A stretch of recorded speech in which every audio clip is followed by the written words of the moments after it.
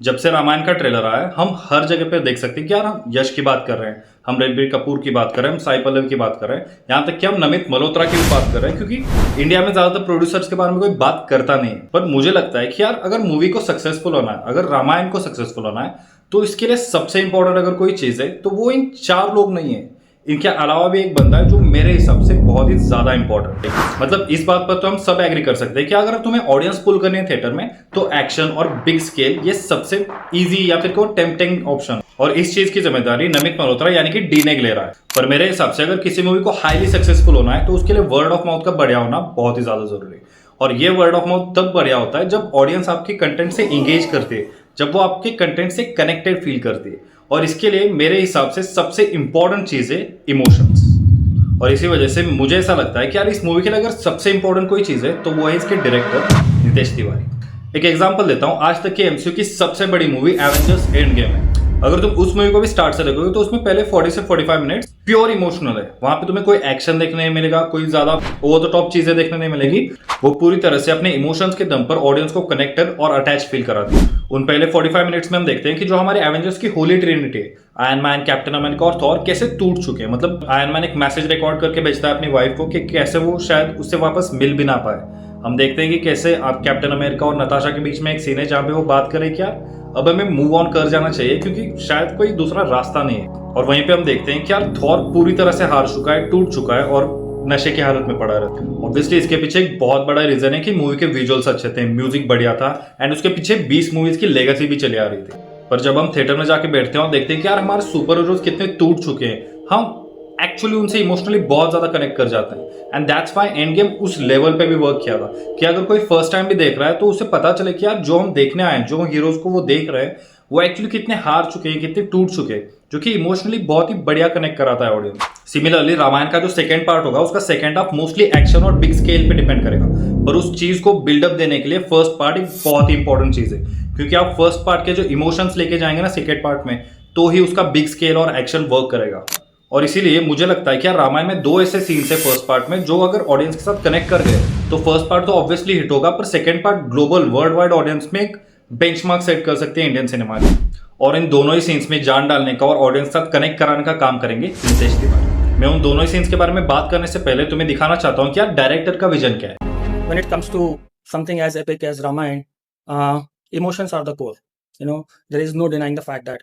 And VFX becomes a tool for storytelling. VFX allows us to fly. VFX allows us to tell the same story in a way it has never been done before. And that is exactly what our attempt has been, to basically keep the emotions, the essence of Ramayana intact and execute it in a way that it completely looks like a very, very fresh way of looking at such a epic. It's gonna be the way we are telling the story is what's gonna be exciting for them. But for the rest of the world who are not that well versed with Ramayana, probably it's not only the execution but the content which is what I want to take people by surprise. Execution is something which I don't think is the idea. It's the content, it's the emotions which are completely gonna be taking them by surprise. So I'm hoping that's gonna happen, and yeah, that's what we're aiming for. तो उनका vision तो बिल्कुल clear है कि यार हम visual एक्सट्रावैगेंसा तो बनाएंगे, but at the same time at the core वो इमोशंस हेवी भी होगी। पर इसमें यह भी दिक्कत है कि यार कहीं इमोशंस के चक्कर में मेलोड्रामेटिक न बन जाए। तो इसके बारे में भी डायरेक्टर का एक ब्यूटीफुल टेक है, वो भी देख लो। और आप बतौर ऑडियंस क्या पसंद करते हैं, मेलोड्रामेटिक वाला इमोशन या अंडरस्टेटेड इमोशन? मैं सर मिडवे पसंद करता हूँ। हाँ, मुझे मतलब अगर क्या होता है ना सर कि अंडरस्टेटेड अगर मैं सही समझ रहा हूँ आपका, तो बिफोर पीपल कैन रिएक्ट आप you snap out of it and you move on. Exactly, you want to say things थोड़ा जल्दी जल्दी साहब आपको सब बताना है, एंड आंसू टपकने नहीं चाहिए और अंडरलाइन नहीं करना है आपको। नहीं सर, मुझे लगता है कि थोड़ा अंडरलाइन आपको करना चाहिए कि ऑडियंस वो मोमेंट जी तो ले। मेलोड्रामा मुझे पसंद नहीं है sir, personally I don't like loud emotions, क्योंकि मुझे लगता है कि जो रियल जिंदगी में नहीं होता है वो शायद पर्दे पे ना दिखे। इमोशंस नॉट एक्शन, इमोशंस की मैं बात कर रहा हूँ। एक पर्टिकुलर सीन के लिए, एक पर्टिकुलर सिचुएशन के लिए एक व्यक्ति इस तरह से इमोट करेगा रियल लाइफ में, is how I would want him to react on screen also, not go overtly loud and hysterical.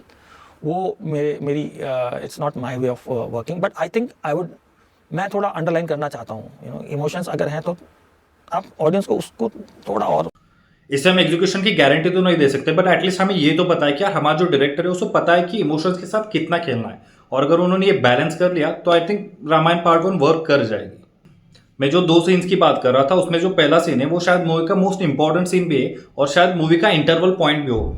Dasharath और कैकेयी की कॉन्वर्सेशन से लेकर राम के वनवास जाने तक का सीन। आई बिलीव कि अगर इस सीन को अच्छे से दिखाया जाए, लाइक 20 से 25 मिनट का एक प्रॉपर सीन जहाँ पे हमें कैरेक्टर डायनामिक्स, उनके हार्ड कॉन्वर्सेशन, उनकी वैल्यूज और आपस में रिस्पेक्ट देखने मिले, तो ये ना कि सिर्फ इंडियन ऑडियंस बल्कि ओवरसीज ऑडियंस के साथ भी बहुत ही ज्यादा कनेक्ट कर जाएगा। इवन जब नितेश तिवारी से एक इंटरव्यू में पूछा गया कि आपका फेवरेट सीन कौन सा है या फिर कोई ऐसा सीन है जो कि आप ऑडियंस के साथ बैठ के देखना चाहेंगे, तो उन्होंने इस सीन का नाम लिया था। Is there one scene that you really have been working on in pre-production or, you know, whatever it may be that you just cannot wait for people to see? One scene I am really looking forward to watching in the theater along with the audience, just to see if I have managed to capture those emotions correctly or not, is when Lord Ram leaves for exile. It's a very emotional moment. The whole of city is out there not wanting him to leave, crying along with him. I think it's a moment which is closest to me. It's something which gets me emotional every time I see it, and I really hope that it will move the audience the way it is intended to do. मतलब हम ये कह सकते हैं कि यार उन्हें इतना तो पता है कि इस सीन की वैल्यू क्या है, और अगर वो इस सीन के बारे में इतना हाईली बात कर रहे हैं तो मोस्ट प्रोबेबली जो उन्होंने सोचा होगा इस सीन के बारे में शूट करने से पहले वो अचीव भी कर लिया होगा। और इसीलिए अगर ये सीन मूवी का इंटरवल पॉइंट होगा तो ऑडियंस पूरी तरह से इन्वेस्टेड हो जाएगी। पर सिर्फ एक सीन से थोड़ी बात बनेगी, और इसीलिए मेरे लिए सेकेंड सीन भी फर्स्ट सीन जितना ही इंपॉर्टेंट है, और वो सेकेंड सीन ना फर्स्ट सीन की वैल्यू भी बढ़ाएगा। श्री राम और भरत के बीच की कॉन्वर्सेशन। फर्स्ट सीन इसीलिए हुआ था क्योंकि श्री राम की जगह भरत राजा बने, पर जब श्री राम अपने पिता के दिए हुए वचन या फिर कह लो आदेश का पालन करने के लिए वहां पे रुकना चाहेंगे तो वो उनके मोरल्स और वैल्यूज भी दिखाएंगे, और एट द सेम टाइम जब भरत भी राजा बनने से इनकार करेंगे तो उनके कैरेक्टर की भी वैल्यू बढ़ाएगी। और इसीलिए अगर इस सीन के डायलॉग अच्छे से लिखे गए और वो ऑडियंस से कनेक्ट कर गए तो ऑटोमेटिकली फर्स्ट सीन की वैल्यू भी बढ़ जाएगी, और ये दोनों सीन्स की वजह से ना पूरी मूवी चल जाएगी। और ये दोनों सीन तभी सक्सेसफुल होंगे जब नीतीश तिवारी अपना मैजिक दिखाएंगे। तो मेरे ख्याल से अगर रामायण को सक्सेसफुल होना है तो उसके लिए सबसे बड़ा एलिमेंट है नितेश तिवारी द डायरेक्टर। इसके बाद में कुछ और भी बातें करना चाहता हूँ, जैसे कि ट्रेलर रिलीज होने के बाद उसका जो क्रिटिसिज्म झेलने मिल रहा है। ये मतलब बहुत सारे लोग कह रहे हैं कि यार वो रियल लोकेशंस पे क्यों नहीं गए, रियल जंगल्स में क्यों नहीं गए, इतना ज्यादा वीएफएक्स हेवी होने की क्या जरूरत थी। मैं इस पे यही कहूंगा कि यार मूवी को प्रोड्यूस कर रहे हैं नमित मल्होत्रा यानी कि डीनेक, उनका कोर ही है वीएफएक्स और सीजीआई। अगर वो रियल लोकेशन पे जाके शूट करेंगे तो वो एक्चुअली उनकी वीकनेस है, पर जब वो स्टूडियो में शूट करते हैं कंट्रोल्ड इन्वायरमेंट में जहां पे पूरी तरह से उनका कंट्रोल है सीन पर, वो उनकी एक्सपर्टीज है, और इसी वजह से वो 8 ऑस्कर्स भी जीत चुके हैं। मैं इसी रिलेटेड एक और क्लिप दिखाना चाहूंगा नितेश तिवारी की। To all the aspiring filmmakers and writers, I'll just share a very small incident, and that shows what it means to it, how ruthless filmmaking is and how passionate you need to be. There is one scene in Dangal where Mahavir Singh is coming on scooter. The girls are trying to catch up some breath, and they see Mahavir Singh is coming, and then they run. Yeah. And there is a wide shot of a bridge on which the girls are running. Mahavir Singh is on the scooter. Yeah. You can see the bridge, you can see the canal, you can see the reflection of the sun in the canal, and you can see the sun up there. Now I'll tell you what, this scene, how we went about this scene. First we went on a recce. I came across this bridge, which I found very fascinating. Now this is important because this is part of the filmmaking. You know, you go on a recce and you start choosing locations. So I said this bridge looks very fascinating, wrought iron bridge. I want to shoot one part of Bapu Sehat के लिए on this one where Mahavir Singh is chasing the girls. वो bridge में ना इतना बड़ा hole था यहाँ से लेके यहाँ तक. So my production designer said we will fill the hole, and I said make sure that the hole is filled properly. Otherwise, if Amir Khan goes down with the scooter, you know, we are going to get lynched in this country. So we made sure that the bridge was properly made. We did a tech recce. There is something called as recce. Then there is something called as tech recce, which you guys must be aware of, where you go and decide where you are going to be keeping the camera, what time of the day you are going to be taking that shot, and what lens are you going to be using. And the day we were going to shoot was 22nd September, and we followed the sun path. On the sun path, we said, okay, sun is going to come up around this time, and this is where we are going to be shooting. So we were all set. ये lens इतने time पे sun आएगा, उसके पहले हम लोग ready. The day of the shoot, it started raining. It was a 5:30 shot. It was pouring.